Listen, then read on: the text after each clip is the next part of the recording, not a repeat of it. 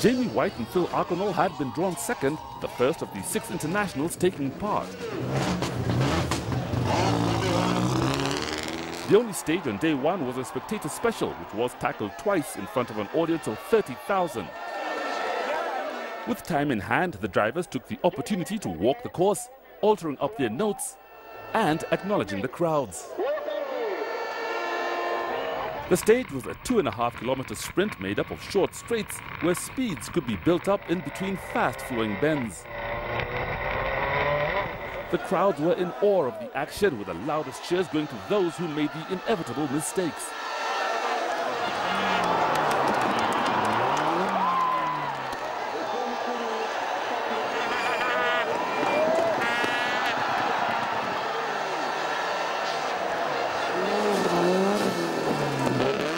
The biggest mistake was made by Joda Ranarivello and Rila from Madagascar.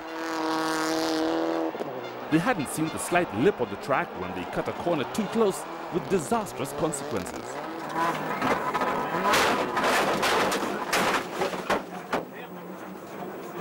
The damage initially only appeared to be superficial, but once the car was back in service, it turned out to be terminal, and they were out. The wheel goes in the little bump, and immediately the cars, my heart is broken. There were no prizes for winning the stage except to stake a claim on the leaderboard, and much to the delight of the crowd, the top 3 places were taken by Ugandans. In third were Wycliffe Bukenya and Frank Serugo driving a Mitsubishi Evo 9. Taking second place were the popular crew of Ronald Sebuguzi and Cedric Buzabo, who put on a spectacular show for the crowds. Winning the stage on both attempts were Jas Mangat and Gihan De Silva at the wheel of a Subaru Impreza N12. They had started the rally as they intended to continue, and for now held the lead by 2 seconds. We were having fun, pushing the car sideways, just making sure the crowd was happy, and amazing. I mean, you could hear the roars in the car with the windows shut and everything. It's electric. It's really good. The cars were held overnight at the rally base, giving the drivers time to work on their strategy for the 2 days ahead. Ponciano Luakatako's strategy was not to be the first car on the road, preferring to incur a penalty for starting late, allowing Jamie White to leave first.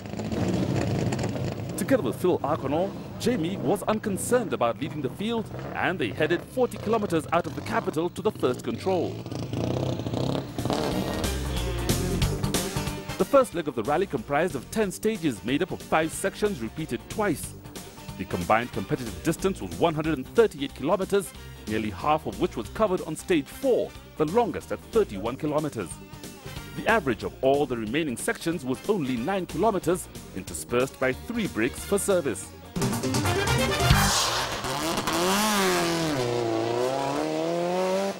Jamie White and Phil Arconol are used to the narrow Ugandan roads, but with most of the hazards turning up blind, it was a case of hoping their recce notes were accurate. The main focus was staying at the head of the ARC race, but the rally did not start well.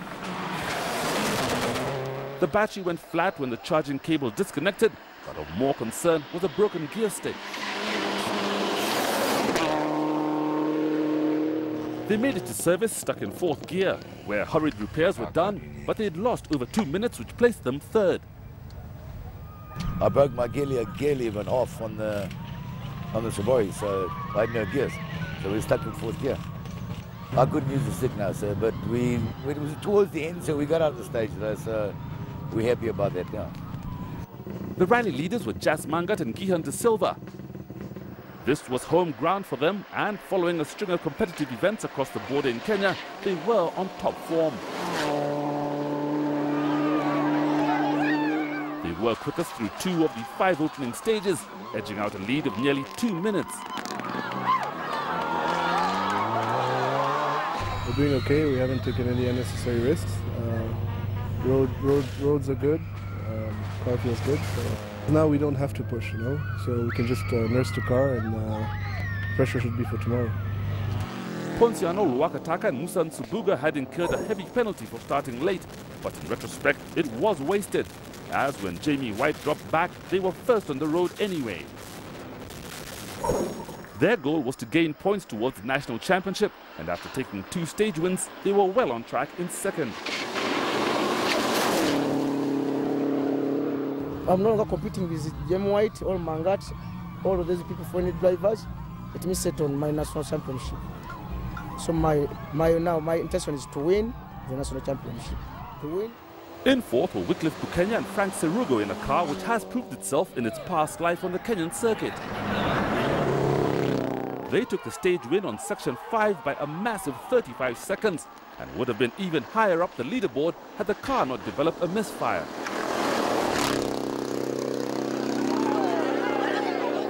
I've been going on 2 pistons for the last 4 sections, and I'm third.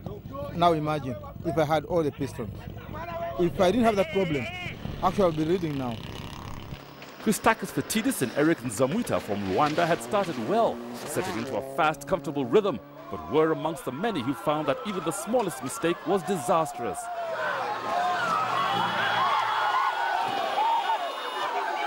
Help was quickly on hand, and after only losing 1 minute, they were still well in the race in 5th.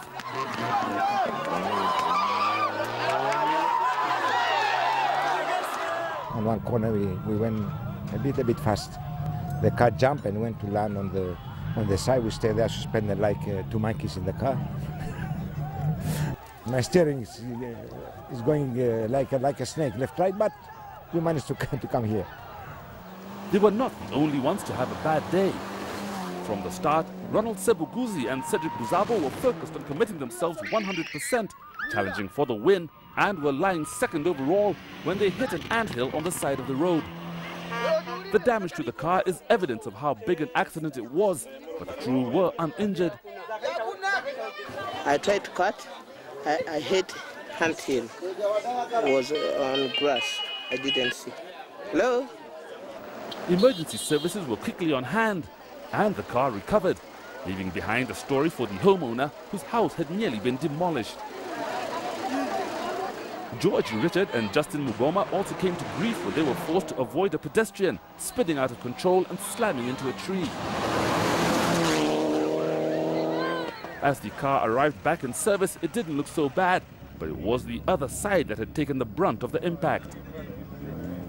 The number of cars dropping out continued to rise through the day. As Nasa Mutebi and Bashil's Bogo passed our camera, it was obvious they weren't going to go much further. And sure enough, they stopped for tea not far up the road. Even Valerie Bukera and Sylvia Vindevogel from Burundi faced the axe. They were forced to surrender 6th overall when they simply ran out of drive on a steep uphill gradient on stage 5, returning to service on the end of a tow rope. We couldn't move on ni forward ni backwards. Apparently we lost the center diff or drop gear. We don't know exactly what it is, but we couldn't move.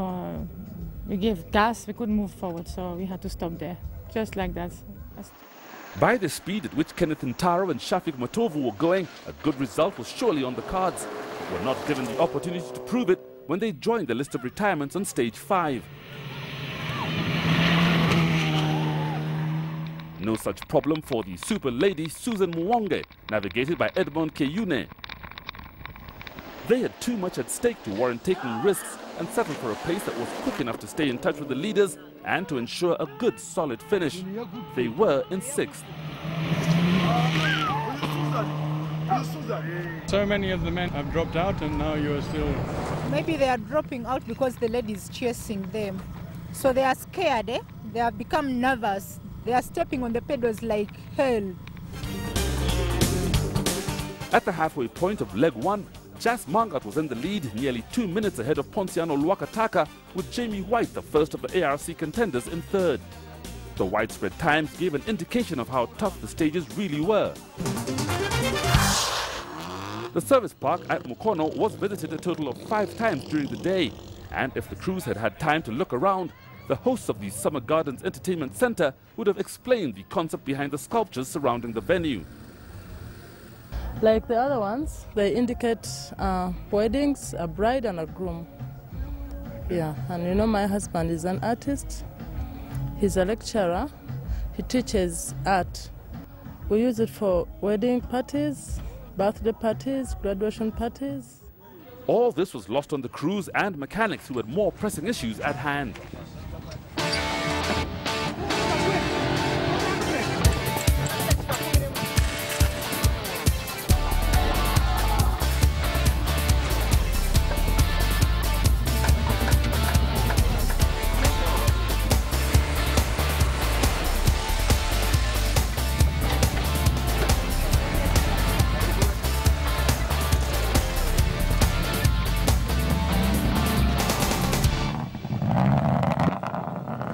Alongside the title sponsors, KCB, there were a host of co-sponsors, all important contributors to the success of the rally, including the Africana, the host hotel for the event. This was not only the rally HQ, but also offered ample and spacious accommodation, hosted the pre-event cocktail party, and it was from here that the rally was tracked. Shell Uganda contributed their Lugogo fuel station for the pre-event check, delivering V-Power performance through the pumps and to many of the cars taking part. V-Power specifically is affiliated to high performance. In rallying, you're talking about high performance, you're talking about high speeds, you're talking about engines working at very, very high revs, and that's why we associate V-Power with rallying. Safety and rescue were provided by the Uganda Red Cross, whose impressive lineup provided an invaluable safety net. As they left service to face the second loop of the stages, Ponciano Luakataka and Musa Nsubuga continued to be first on the road. Out on the route, it was still Jas Mangat and Gihan De Silva who were showing a clean pair of heels, although on stage times, it had become a head-to-head race with Jamie White. With the stages now more familiar, they were quicker than they had been earlier, extending their lead to over 3 minutes. 150, caution, right 3 is hump. With the gear stick back in place, Jamie White and Phil Akonol had the ARC honours in the bag and were now challenging for the rally lead. They overtook Luakataka for second and were now putting pressure on Mangat. Ponciano Luakataka and Musa Nsubuga lost a huge chunk of time being first on the road, preferring to be cautious than take risks, and dropped to third. Wycliffe Bukenya and Frank Serugo had got rid of the misfire, but were no longer attacking in favor of preserving the suspension, especially with so much mileage still ahead. They were still in fourth, but a puncture on stage 11 put paid to that, and they dropped to seventh. Christakis Fatidis and Eric Nzamuita inherited the now vacant fourth place, but had settled on just getting through the rally at their own pace. They were 11 minutes behind the leaders, and only fate could improve their position on the leaderboard. Alain Defis and Jimmy Rakota Firinga had had a slow start to the rally, only getting into their stride later in the day. Despite running out of brakes, they climbed 2 places on the leaderboard to settle into 5th, which placed them second amongst the ARC contenders. 7 kilometers, no break. But before the first stage, the second stage, not so bad. And are you going to come number 1, 2, 3? Oh, no. We are... Susan Muwonge and Edmund Kiyune were continuing to have a trouble-free run, comfortably maintaining 6th overall. They were running second behind Luakataka in the national race, which, if they could hold on to the end, would keep them at the top of the championship.